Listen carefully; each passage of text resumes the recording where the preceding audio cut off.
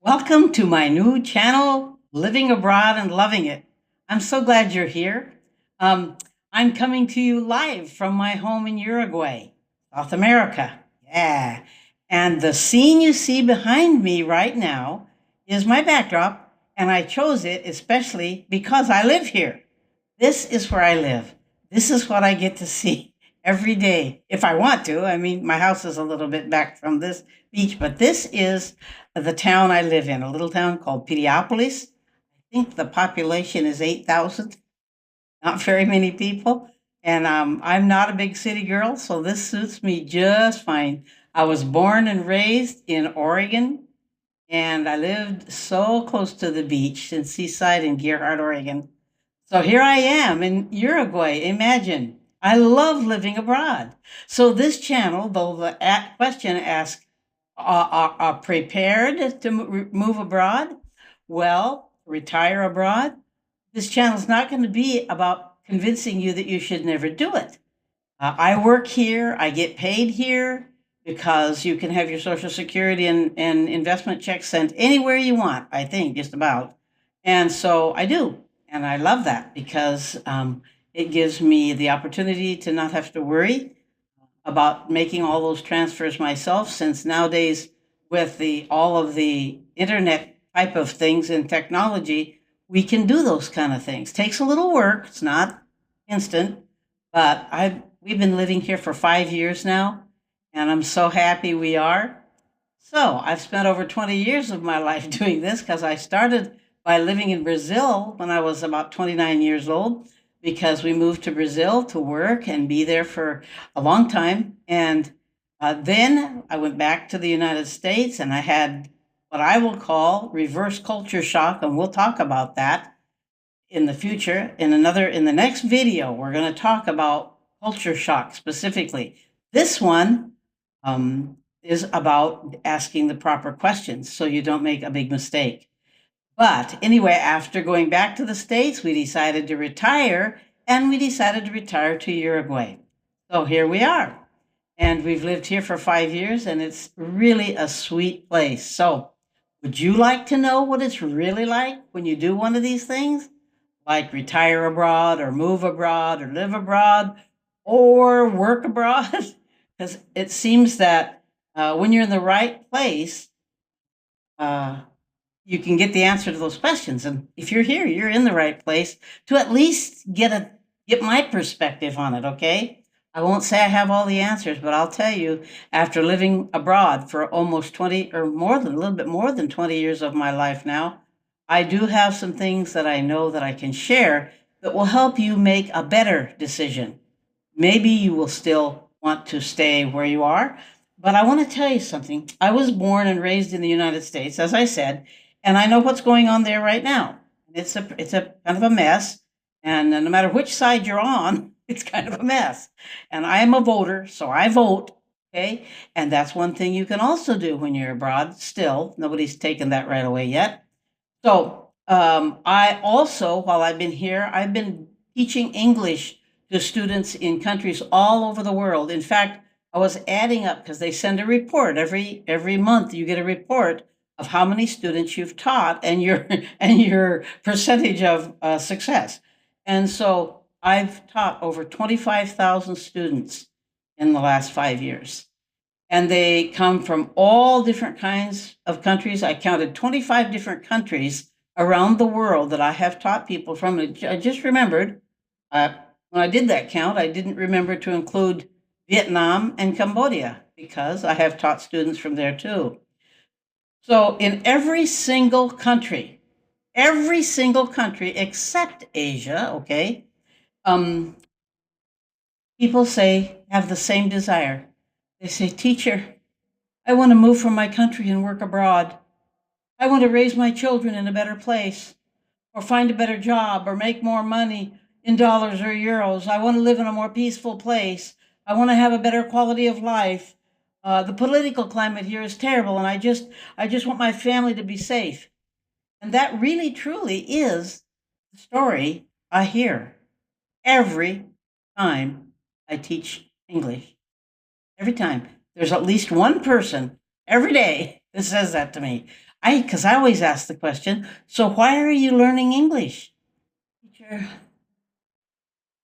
I want to go to a better place. My country's money isn't very valuable. And I want to move to the United States. And I say, well, first of all, you need to know your money's probably worth even less there. It's expensive to live in the United States. And that's why so many people from the United States are living somewhere else. So I'm hoping that the concepts or ideas I share with you on this channel over time will serve to minimize some of the anxiety you otherwise might experience going through moving to another country or retiring to another country. I have notes here, as a friend told me, when you're doing your videos live, just have your notes there so you know where you are. So we're going to talk about 5 basics to ensure you are prepared to retire abroad. And in future videos, we'll go into some of those things in more detail because it's impossible to do that in one video. So the first basic is bureaucracy is the same.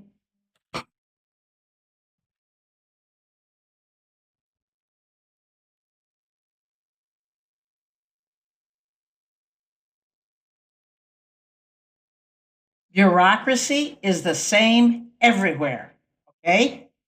Wherever someone is from is the worst place to be from. I can guarantee you that because I hear it all the time. The bureaucracy is terrible. It takes forever to get things done. The official offices ask for things that take forever to acquire, like your original birth certificates or other documents, and then they have to get apostilled. That's the term they use all the time. And what it means is you have to go to a notary or you have to go to the government offices and you have to have a stamp put on it. And countries outside of the United States are very fond of stamps. So you know that's how it is, okay? And some things, if you don't know before you go, you may have to go clear back to the United States or to your country, wherever that may be. You may have to go back there to get that document. So the motto is, be sure you know what you need and that you have everything with you with all the correct stamps. This is how it is everywhere, including the United States, okay? I've listened to my students share about trying to get a visa just to get into the United States to visit Disney in Florida or to visit New York. It can take forever and sometimes never. So if you have a hard time getting a visa, so you can go and stay for 6 months or whatever, don't be too shocked. Just know that's part of the game. And part of the game is, how much can you take, How long can you be patient and, go home and hit your pillow a few times more? So the next item on my list, which is the next basic, is speed is not a common trait. It is definitely not universal, okay? So you want to remember this when things aren't moving as you wish. They don't move anywhere as people wish. Allowing yourself to become angry or depressed or give up because things aren't moving along as you planned is an exercise in futility. It's not worth your energy. It just isn't. Things won't happen like you want them to, but they will happen, generally speaking. I don't know a single country where the time frame you're given for the completion of any service is accurate, including in many places in the United States. Yeah, I'll be there tomorrow. 2 days later, they show up. Okay, that was for snow plowing sometimes in Michigan. So, it's nearly always an estimate and often a poor one at that. And it may or may not get done on time, usually not on time, right? And so, can you live with that? That's a big question. I know it doesn't sound so big. Like, well, I'll just wait. Yeah, but after you do that every time, then it begins to build this little feeling of inside. And so you have to ask yourself, can I put up with that? Because I can guarantee you, you go to Mexico, Brazil, Costa Rica, Uruguay, Argentina, if you go to any of these countries for positive, you will wait. Okay? So you may as well decide now, well, okay, that's how it is. I'll just plan ahead. And that's the way to do it.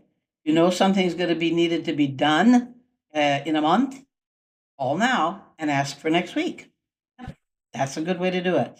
There's a term here in Uruguay that people use all the time. I'm reading this because I don't want to say it wrong. All the time when they want you to know they are on their way, okay, to meeting you or arriving at your house to clean or take care of a repair. And that term is called un ratito, which means a little rat. Idea. Sort of like some idioms we have in English. And it means in a minute or right away. But we've had the lady that cleans our house use that word, and she says, I'll be there in un ratito. And it's 45 minutes. I don't call a ratito, I don't call 45 minutes a few minutes. I call that a long time waiting because we have other things to do. That's all she has to do is clean and move to the next house. So for my American mind, un ratito doesn't stretch that far. Clearly, she's a doll and she helps us out so much. She lets us know if she has to switch her cleaning day for a doctor's appointment or take care of her grandchild, and she just has a great attitude. So she gets her un ratito with us, okay? With no argument, just, oh, there it is again. Un ratito, that's 15 minutos. And if she says, I'll be there at 1:30, she can for sure be there by 2:15. You know, so it's just, you can see I'm laughing because we take it now just as funny. Okay, so one day she showed up on the time she said, and we were not ready because usually she didn't arrive on time. Okay, so the next basic is sometimes we lose sight of why we're making the move. In all of our excitement to get to a new place, sometimes we lose sight of why we're making this big move in the first place. And one way to keep your enthusiasm up is we're not moving anywhere and we're still doing this, is to watch all the videos you can find on TV that cover details about where you want to retire to or maybe relocate to for work. Okay, watch everything you can. Watch the good, the bad, the ugly, and then weigh it yourself. See, and weigh it yourself. That's part of this whole thing of getting yourself ready. Okay.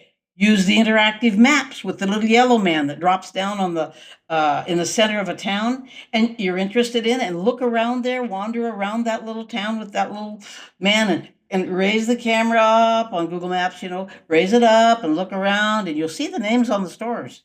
You will. It's fun. And you look at some of them and you don't know what it is. So you go look the word up on Google Translate and it'll tell you what that is. It's a lot of fun and it keeps your happy, joyful energy about making this big move. It keeps it up there where it belongs rather than letting yourself get all depressed about something. And you'll hear lots of negative things and people won't want you to move. Why? How can you move so far away? We'll never see you again. Well, they might not. In our case, we moved to the bottom of the world because Uruguay, there's no country after Uruguay except Antarctica. So here we are. But you can just, I love to do that because I can see where my students shop, stores that they say they use. I can go past the Walmart where we used to go in Mexico when we lived there. It's fun. Just try it if you haven't done it. Okay, the next basic is check the culture of your new country carefully. In my next video, I'm actually going to share in depth about the different cultural issues, what they are everywhere on Earth, because yes, everywhere, these same questions need to be asked. Doesn't matter where you're going, and it doesn't matter if you're moving in the United States, from one side of the country to the other, from the north to the south to the middle. You better check the culture because it is not what you're used to where you lived all your life. Okay? Yes, there are cultural norms, and they will make or break your move abroad. These issues will be very obvious if you go to work for a company or as an entrepreneur in another country. One of the things that is different happens to be the way businesses are able to be set up. They're not all the same, and the paperwork isn't the same. And here in Uruguay, the paperwork is quite extensive, actually. And I want to start my business here too. So just remember that that's something that you're going to have to take care of and put up with. Now, here are some of the questions you want to ask yourself. And so I'm glad that you have, I'm sure this is going to be recorded and put up on Zoom, on YouTube. I'm using Zoom. It's great. Oh, by the way, you like Zoom. When you're far away from home, Zoom's a good thing. What are the cultural norms? What are they? How will you react when you're away from the familiar, plopped right in the middle of the unknown? Who will you turn to? Huh? What will you do if and when your feelings about your decision to move and work and retire there change a little bit? What will it do to your significant other relationship if you don't both feel the same way? Those are questions you need to ask. And basic number 5, the deal breakers. What are your deal breakers? You know what a deal breaker is, right? It's the thing that keeps you from doing what you want to do. These are the things you need to discuss and decide before you ever buy your tickets for the trip. You need to discuss them now before they become bigger than life. Here's the short checklist. Okay, ready for this? I've had to answer all these questions, so I know.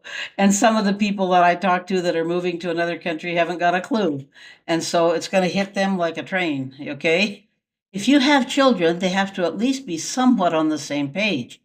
Do you know how to help them make the adjustments they will be required to make? There's help on the internet. You can look it up. You can also talk to people where you are who have children that they have lived abroad or they have moved from another place to the United States or to whatever country you're in.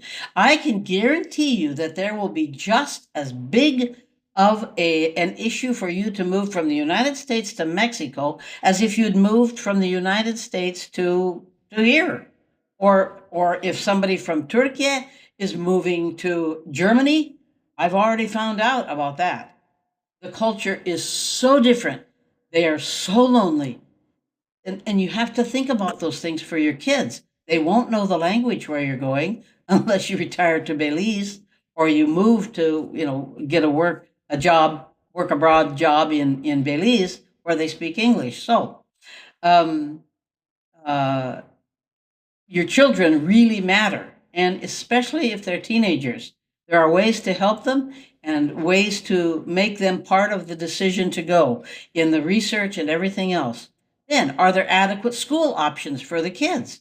If you plan to homeschool, you need to be sure it's permitted by law. Here in Uruguay, it's illegal to homeschool unless your child is also enrolled full time in a Uruguayan school. Okay, they have to be somewhere in a regular school in Uruguay. You cannot do homeschool by yourself unless you go through the whole business. I don't know anybody that's done that. To set up a school in your home, and it is monumental to do that here. And so everybody that I know that has children that went to the schools where I taught here in Uruguay a few years back. I taught in two different international schools. The parents that homeschooled had their children in those schools, and the homeschooling was done in the evening. Okay, so and the next questions you need to ask about yourself to yourself is, how will you remain in touch with those you leave behind? Practice whatever method you want to use that you choose. Practice it now. Don't wait until you've relocated. Practice it until you feel comfortable doing it from your house to the town next door, or your house to someplace else in the United States, or your house from someplace else in Canada, or wherever you are. Practice it. And especially if you're leaving older parents because you're not retiring, you're just moving abroad. So if you're moving abroad, you need to set up that contact information and practice it before you go. Years ago, when the only thing there were cassette tapes, I would do a cassette tape to my mother every week. And it took 2 weeks for her to get that tape. And she made one, and 2 weeks for me to get hers. But we did it. We did it faithfully, and it was really, really cool to have that kind of contact with my mother at that time. I was in Brazil a long time ago, and I'm pretty old, so it was a long time ago when we were using cassette tapes, right? So, and the next question is, do you plan to learn the language? If not, how will you overcome the barrier? Because it is called a barrier for a reason. Using your phone translator is fine at the grocery store or the gas station. It is, it'll work. I did that at first. Eh, but it will most certainly not serve for normal conversation or interaction. It also will not serve in a medical emergency. Now, here in Uruguay, there are doctors that speak English. In fact, there are two British hospitals in Uruguay. One is an hour and a half that direction, and the other is an hour and a half that direction. So we are not so much medical people anyway. We tend to be holistic health. So we haven't had to use the hospital yet, I hope. But one of our colleagues has, and she's been ongoing. She fell and broke some bones, and it's been hard. Okay. And so she does. They studied and worked hard to learn Spanish. And so she speaks a sufficient amount of Spanish to take care of herself. But if you need counseling, we have not found anybody to recommend to anyone that speaks English that's a counselor or like a psychologist here in Uruguay. It's all in Spanish or Portuguese. Okay. And what if there are no expats that you hit it off with and you're on your own? Do you cope well on your own? You do, maybe you don't. But you need to ask yourself the question because it's very possible that that will happen and you won't know anybody usually at first. And can you live with the level and type of crime in your chosen place? Uruguay doesn't have very much crime, but just to be sure we were happy here, I guess, we had some, and it was pretty serious stuff. So the community came together. A man assassinated or killed his wife and then killed himself in our little neighborhood. And he wasn't out for anybody else. None of us were in danger. But it was hard. It was hard on everybody, and it really kind of pulled us all together. So anyway, leave a comment below if you have any burning questions or you want me to discuss some particular things because I'm going to go into crossing cultures in my next live video. So if you subscribe, of course, you'll see each time a new video pops up. I'm aiming for twice a week. I hope it happens. But thanks for being a part of my first YouTube video. See you again. Thank you very, very much.